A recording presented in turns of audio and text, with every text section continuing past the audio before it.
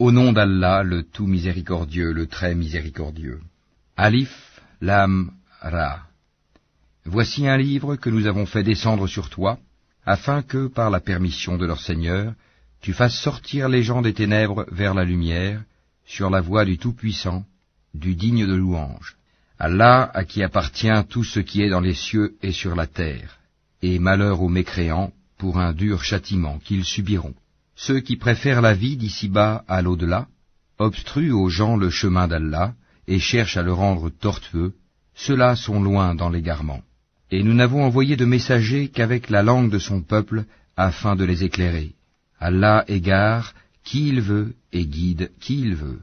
Et c'est lui, le Tout-Puissant, le Sage. Nous avons certes envoyé Moïse avec nos miracles en lui disant « Fais sortir ton peuple des ténèbres vers la lumière et rappelle-leur les jours d'Allah. » C'est bien fait. Dans tout cela, il y a des signes pour tout homme plein d'endurance et de reconnaissance. Rappelle-toi, quand Moïse dit à son peuple « Rappelez-vous le bienfait d'Allah sur vous quand il vous sauva des gens de Pharaon qui vous infligeaient le pire châtiment. Il massacrait vos fils et laissait en vie vos filles. Il y avait là une dure épreuve de la part de votre Seigneur. Et lorsque votre Seigneur proclama « Si vous êtes reconnaissants, très certainement, j'augmenterai mes bienfaits pour vous, mais si vous êtes ingrats, mon châtiment sera terrible. » Et Moïse dit « Si vous êtes ingrats, vous ainsi que tous ceux qui sont sur terre, sachez qu'Allah se suffit à lui-même et qu'il est digne de louange. Ne vous est-il pas parvenu le récit de ceux d'avant vous, du peuple de Noé, des Had, des Tamoud, et de ceux qui vécurent après eux, et que seul Allah connaît? Leurs messagers vinrent à eux avec des preuves, mais ils dirent, ramenant leurs mains à leur bouche, « Nous ne croyons pas au message avec lequel vous avez été envoyés, et nous sommes, au sujet de ce à quoi vous nous appelez, dans un doute vraiment troublant. » Leurs messagers dirent, « Y a-t-il un doute au sujet d'Allah, créateur des cieux et de la terre, qui vous appelle pour vous pardonner une partie de vos péchés, et vous donner un délai jusqu'à un terme fixé ?» Les mécréants répondirent, « Vous n'êtes que des hommes comme nous. Vous voulez nous empêcher de ce que nos ancêtres adoraient. Apportez-nous donc une preuve évidente. » Leurs messagers leur dirent, « Certes, nous ne sommes que des humains comme vous, mais Allah favorise qui il veut parmi ses serviteurs. Il ne nous appartient de vous apporter quelques preuves que par la permission d'Allah, et c'est en Allah que les croyants doivent placer leur confiance. Et qu'aurions-nous à ne pas placer notre confiance en Allah alors qu'il nous a guidés sur les sentiers que nous devions suivre? Nous endurerons sûrement la persécution que vous nous infligez, et ceux qui ont confiance en Allah s'en remettent entièrement à lui. Et ceux qui ont mécru dirent à leurs messagers, « Nous vous expulserons certainement de notre territoire, à moins que vous ne réintégriez notre religion. » Alors leur Seigneur leur révéla, « Assurément, nous anéantirons les injustes, et vous établirons dans le pays après eux. Cela est pour celui qui craint ma présence et craint ma menace. » Et ils demandèrent à Allah la victoire, et tout tyran insolent fut déçu. L'enfer est sa destination, et il sera abreuvé d'une eau purulente, qu'il tentera d'avaler à petites gorgées, mais c'est à peine s'il peut l'avaler. La mort lui viendra de toutes parts, mais il ne mourra pas, et il aura un châtiment terrible. Les œuvres de ceux qui ont mécru en leur Seigneur sont comparables à de la cendre violemment frappée par le vent dans un jour de tempête. Ils ne tireront aucun profit de ce qu'ils ont acquis. C'est cela l'égarement profond. Ne vois-tu pas qu'Allah a créé les cieux et la terre pour une juste raison? S'il voulait, il vous ferait disparaître et ferait venir de nouvelles créatures. Et cela n'est nullement difficile pour Allah. Et tous comparaîtront devant Allah. Puis, les faibles diront à ceux qui s'enflaient d'orgueil, « Nous étions bien vos suiveurs, pouvez-vous nous être de quelque utilité contre le châtiment d'Allah ?»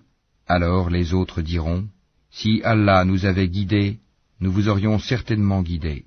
Il est indifférent pour nous de nous plaindre ou d'endurer, nous n'avons pas d'échappatoire. » Et quand tout sera accompli, le diable dira, « Certes, Allah vous avait fait une promesse de vérité, tandis que moi, je vous ai fait une promesse que je n'ai pas tenue.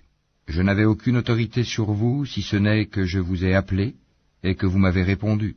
Ne me faites donc pas de reproches, mais faites-en à vous-même. Je ne vous suis d'aucun secours, et vous ne m'êtes d'aucun secours.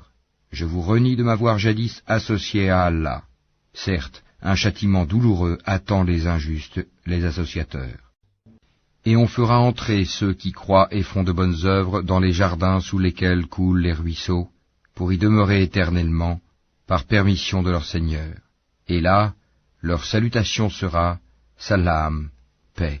N'as-tu pas vu comment Allah propose en parabole une bonne parole pareille à un bel arbre dont la racine est ferme et la ramure s'élançant dans le ciel? Il donne à tout instant ses fruits. Par la grâce de son Seigneur, Allah propose des paraboles à l'intention des gens, afin qu'ils s'exhortent. Et une mauvaise parole est pareille à un mauvais arbre, déraciné de la surface de la terre et qui n'a point de stabilité. Allah a fermi les croyants par une parole ferme, dans la vie présente et dans l'au-delà, tandis qu'il égare les injustes, et Allah fait ce qu'il veut.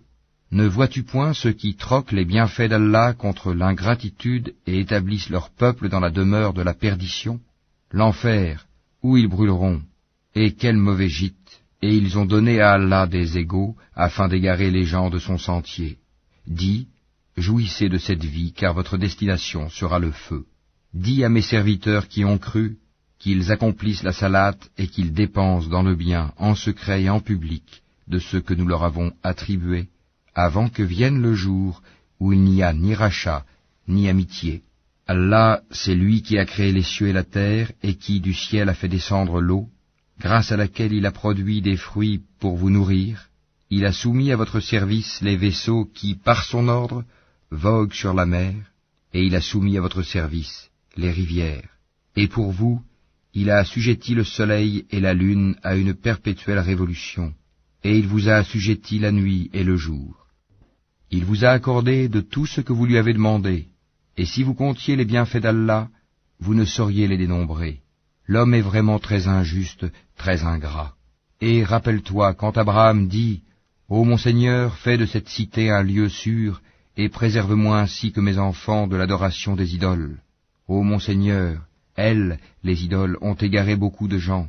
Quiconque me suit est des miens. Quant à celui qui me désobéit, c'est toi, le pardonneur, le très miséricordieux. Ô notre Seigneur, j'ai établi une partie de ma descendance dans une vallée sans agriculture, près de ta maison sacrée, la Kaaba, ô notre Seigneur, afin qu'ils accomplissent la salate. Fais donc que se penchent vers eux les cœurs d'une partie des gens, et nourris-les de fruits. Peut-être seront-ils reconnaissants.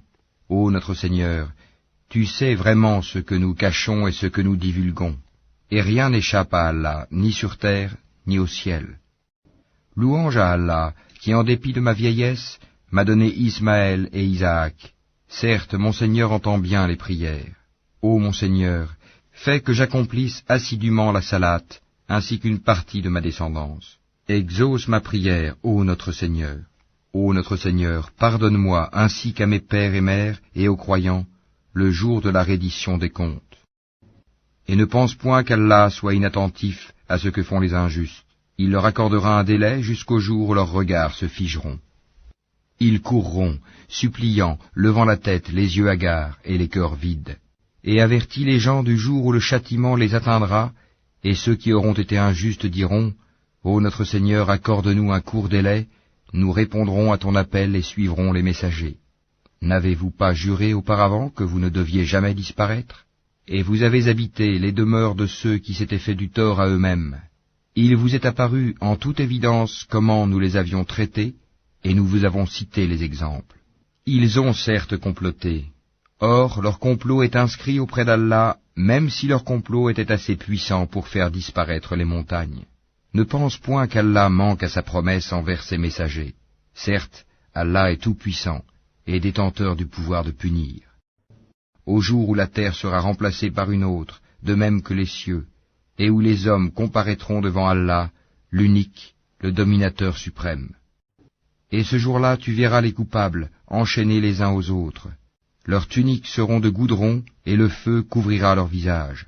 Tout cela afin qu'Allah rétribue chaque âme de ce qu'elle aura acquis. Certes, Allah est prompt dans ses comptes. Ceci est un message, le Coran, pour les gens, afin qu'ils soient avertis, qu'ils sachent qu'il n'est qu'un Dieu unique, et pour que